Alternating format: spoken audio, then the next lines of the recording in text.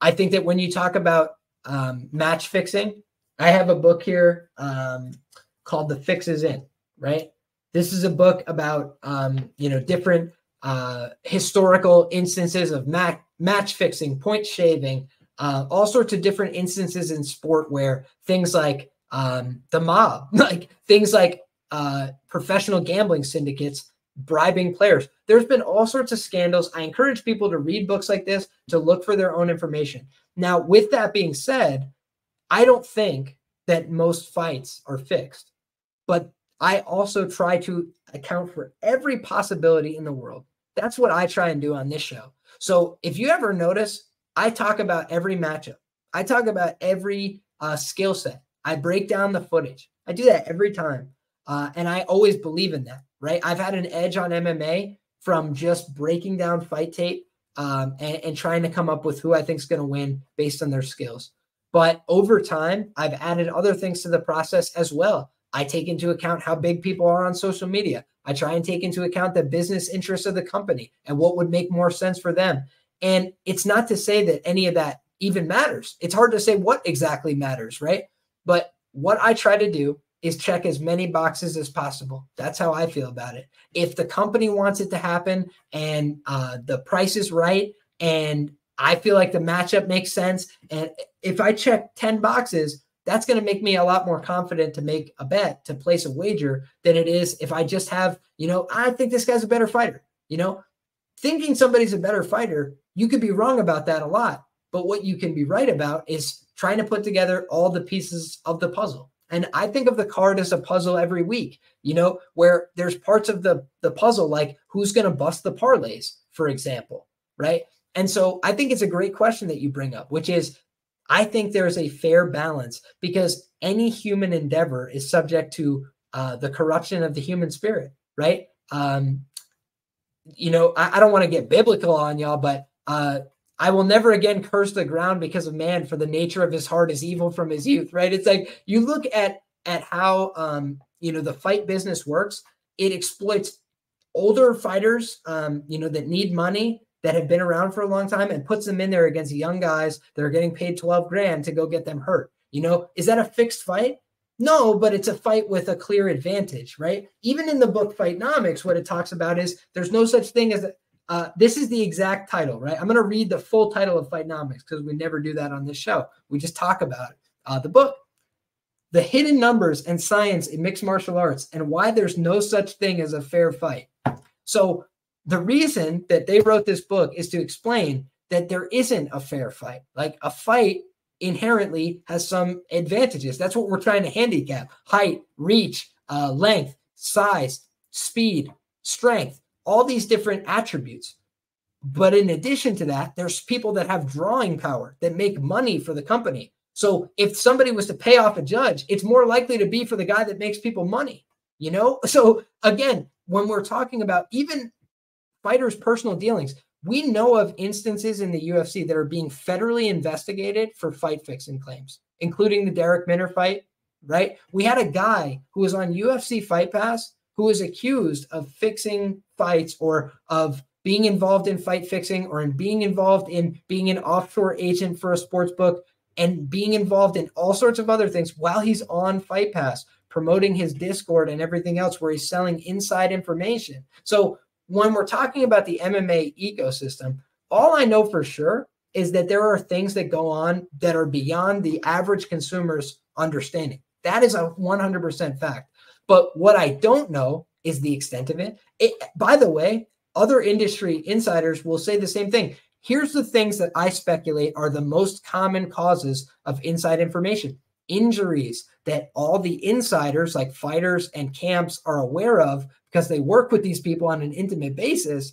And meanwhile, you have these other guys that we're just people. We're just guys sitting at home trying to look at people walking up to a scale and trying to understand, is this guy really in good health? Whereas everybody in his life knows TJ Dillashaw's shoulder is being taped together, and put together with glue and shoestring. So you look at some of these examples, and why did the odds makers offer, a betting boost on Israel Adesanya? Why'd they offer that boost? Did it have something to do with the fact that the guy had a DUI 2 weeks before the fight? 3 weeks before the fight, whatever it was? Probably. Yeah, it probably did. You know, you've never met a bookmaker with a part-time job. Why would they offer that big, easy money opportunity for all their customers? Customer acquisition, and because they probably had inside information. They probably knew about that DUI. You know what we didn't know as consumers? That he had that DUI. But they probably knew. They probably knew on the ground. And you know something else? If they didn't know, then what happens is people with that information, like his manager or his coach or his teammate or somebody else, goes to the sports book and they bet. And then the sports book goes, oh, his teammate is betting against him. Maybe he's not preparing for the fight. They can put 2 and 2 together, right? And if you think that that's not the case, Pinnacle Sportsbook, there was a guy who was a trader for Pinnacle who said that they one time, were able to get ahead of a line move and the NBA because an orthodontist who never bet big into their accounts was betting tens of thousands of dollars because he personally was ruling Chris Bosh out of an NBA playoff game. Okay, so when we talk about instances in the market, sports books definitely have inside information. Here's how else we know that they have inside information. They are working with the company. The UFC works with DraftKings.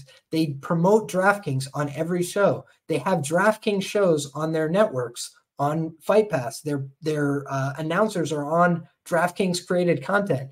And then DraftKings boosts Israel Adesanya before he loses the title as a minus 500 favorite. And everybody wants to act like there's nothing untoward about that. No, they have inside information, guys. And that just is what it is. So when I talk about these things, I'm not a conspiracy theorist in life. That's not how I operate. I've been educated in college. Like I read books, all these things, but I don't think I'm above anybody either. I don't think I'm above any argument. If somebody wants to make a claim for how they handicap UFC fights and they're profitable, then I'm interested in talking to them, plain and simple. But I'm also saying, openly that I don't have all the answers. But what I do know is that there can be influence in markets. There can be influence on fight outcomes. There can be a one-way fix where one guy believes 100% that they won a fight in fairness, but the other guy bet against himself and knew that he wasn't showing up, 100%. So all I'm saying is that I try and handicap a fight as though it is completely real and as though if there was a fix, how would somebody fix it and why? That's the way I think about it. And if anybody wants to think about it differently, I wish you the very best of luck. I say God bless, but I just try and handicap as much as I can. That's what I try and do. I try and leave no stone unturned. It's an old phrase from MMA Adam Martin. Shout out to him. So Small World Lifter says, yes, Liam, but what's the point of getting ahead of a line move if the line move is likely telling you something we don't know? That's not quite the way it works. So a lot of MMA markets, and this is another thing I think that's sometimes a misconception, MMA markets are not the biggest markets going. They're very small markets for a lot of books overall. It depends. Some books get huge MMA volume. I don't mean to speak out of turn, but a lot of books, UFC, if there's an NFL game on, if there's soccer or something like that, it's a fraction. It's a micro fraction of their total volume overall. So I think that when I look at, these matchups on paper, right, I try and look at how these fighters fare. But here's the other thing, guys. They're human beings with lives going on. So if somebody is going through a divorce, that's a problem, potentially for them. Or it's Mackenzie Dern and they come out looking more motivated than ever. But you guys get my point. It's like there are things that go on in these fighters' lives where they're not always showing up to a perfect day at work. And I think that the most common thing that we get screwed on as bettors is things that we can't possibly have known, from looking at the available evidence and data. But that doesn't mean that there's not hints, clues out there if you look deeply, if you watch how lines move, if you look at where they open and where they're fit to close. All these things are tools, hints that you can use to come up with, okay, this is what I think is going on right now. Because I like to come up with my own lines, my own information. But here's the other thing. I like to compare it to what the market is saying, because sometimes I'll realize, okay, the market's telling me I'm wrong about this, and that is something that you shouldn't take lightly. I feel like where sometimes the market will tell you, I'm wrong here, and I just got to sit this one out. So when you talk about any matchup, and I do think Library has a fair point here. Tennis has happened a lot where guys throw matches openly. There's a lot of evidence about that as well. There's scandals going on in modern tennis about that as well. So we're always just going to tell the truth on this show. When a lot of people weren't talking about James Krause being a problem, I was like, is anybody seeing this as a conflict of interest? I come from a background in political science where we talk about the appearance of impropriety. If you guys aren't aware of that concept, it's again, a very simple concept, right? It means you can't even look like you're doing something wrong. You want it to look, everything has to look above board. It has to look fully clean and transparent. And the UFC, I felt like, had a very big problem where they're having fighters on air saying, I'm betting on myself. I'm betting on these fights. You have plenty of fighters that were posting tickets, posting bets, reports on the ground of lots of fighters betting hand over fist on UFC matchups that were upcoming. So again, I'm not saying fighters should be kicked out of the process, but it should be a little bit more transparent. I feel like there's been some incidents, some fugazi stuff in the lines, in the markets. We've seen that, right? Where US Integrity and all these other people had to call it out because it was so blatant and obvious during that Derek Minner fight. So until we get clarification and resolution on that Derek Minner situation, we don't know if that's the only time that ever happened. We've seen other instances of James Krause yelling at fighters in weird ways and like vocalizing disappointment with fighters that he's got huge bets on and all these kind of things. Library is saying he called out Krause months before the Minner incident. I was also saying the same about Krause, which is just that I was skeptical. I didn't have, definitive evidence that anything was untoward, but I felt like it was a clear appearance of impropriety. And at the very least, I thought that should have been squashed from the beginning. But instead, they waited until it was like obvious that there was a problem. And Derek Minner went out there in a fight that he couldn't win.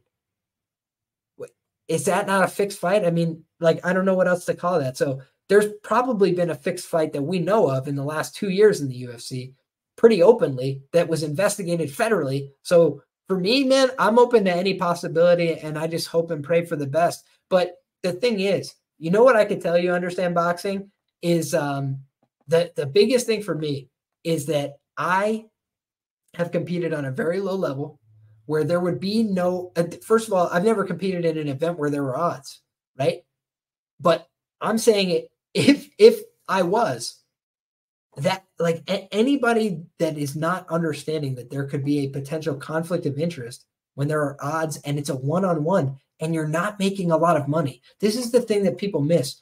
For NFL players and these kind of guys, most of them that are gambling, from what it appears on the outside, the people that get caught and that get publicized, because that does happen, are gambling for degenerate reasons, like just for fun, like throwing around money on NBA and all this stuff, violating the league's gambling policy or whatever. But when you're looking at how it works in fighting, a lot of them are betting on fighting, betting on teammates, betting on stuff that they have inside information on.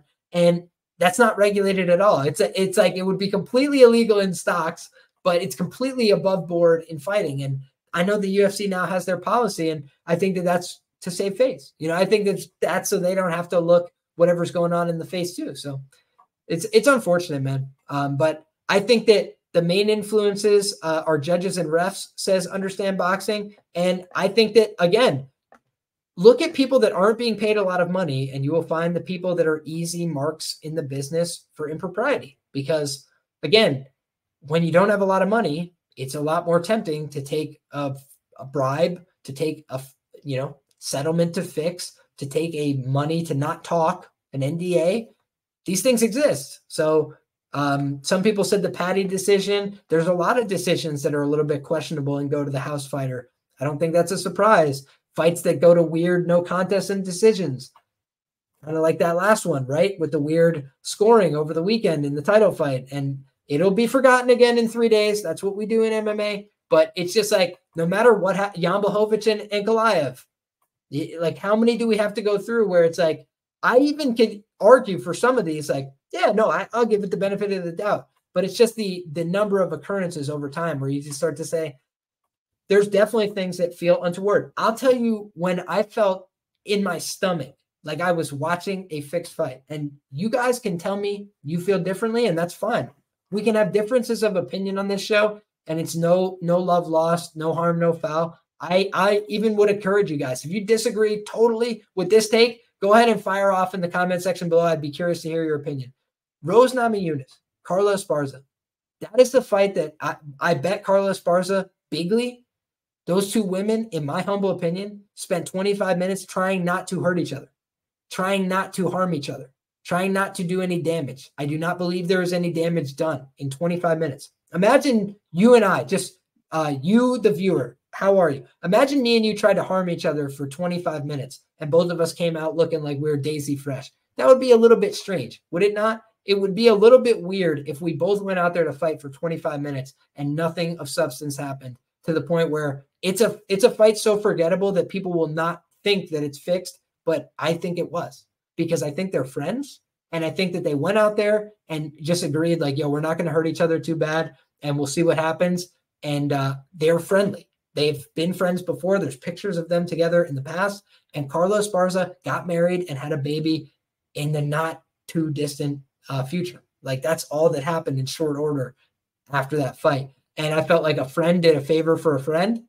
And that's what it looked like to me. So I'll just tell you, that was the night where I was watching and I was like, man, this fight looks fixed as fuck to me. And I just hope they're giving it to Esparza like I think they are, because I watched the market and I watched the fact that sportsbook operators were selling Rose Namajunas like snakes. They were selling her. They were selling her. They were telling you to take her. They were saying, I think that the guy from Superbook, right? Like John Murray, the guy from Superbook, had said at the time, I remember, when I see a fighter is training with Trevor Whitman, it gives me a lot more confidence in that fighter. I always significantly up them in my handicap. That's what he said. Do you know what Trevor Whitman fighters did that night? They stunk up the joint. Good job, John Murray. You snaked them. You got them. Well played, sir. So I just look, and I've seen a lot of examples of it, guys, where people get rug pulled, where they get just absolutely stuck on a favorite. And, this is why, guys, I'm always more hesitant to play the favorites. I'd rather go down on the ship with an underdog and look like a fool than go down with the minus 400, with the minus 500 that never had a chance. And I've seen it before, minus 250 that never had a chance. And so for me, that's always how I think about these things. And we went a little bit in a different direction than I expected on this, but I also just wanted to, make it more interactive. And the chat had a very compelling question. Shout out to my guy, Understand Boxing. But this is the thing. He says, I do know Vegas is involved. My brother, that's the biggest thing. The fight capital of the world is Sin City, Las Vegas, Nevada, right? It's the home of the Nevada State Athletic Commission. Are they known as honest brokers that have always done right by the fighters and really looked out for their interests and challenged the UFC? Fuck no. They are the opposite. They are the rubber stamp. They are the cheerleaders. They are the Dana White celebrators. They don't give a flying shit about enforcing rules or doing anything like that. What they really care about is money. They want more green. They want more Benjamins. That's what they want. They want more dollars in the coffers. The Nevada State Athletic Commission doesn't give a flying shit about the integrity of mixed martial arts. That's my opinion. So there you have it, guys. We went off a little bit. We let some people have it at the end here that probably deserved it. And we just tried to level with you guys. I'm never going to tell my audience anything that I don't think. I'll tell you guys exactly what I think and what I feel. And if you don't like it, that's all right. We can agree to disagree on this channel as well. But I'm just calling it like I see it. And I think that the UFC is a great product at most times. I think that they're the supreme MMA product in the world, but I also think they've got flaws. And I also think that they've got, problems that they need to address. And I also think that there are integrity issues in MMA, as there are in other sports as well. I think there's integrity issues across the board. And I don't think that companies like US Integrity are all that equipped to do anything about it because it's not in their financial interest. So I just think that it's worth talking about every once in a while.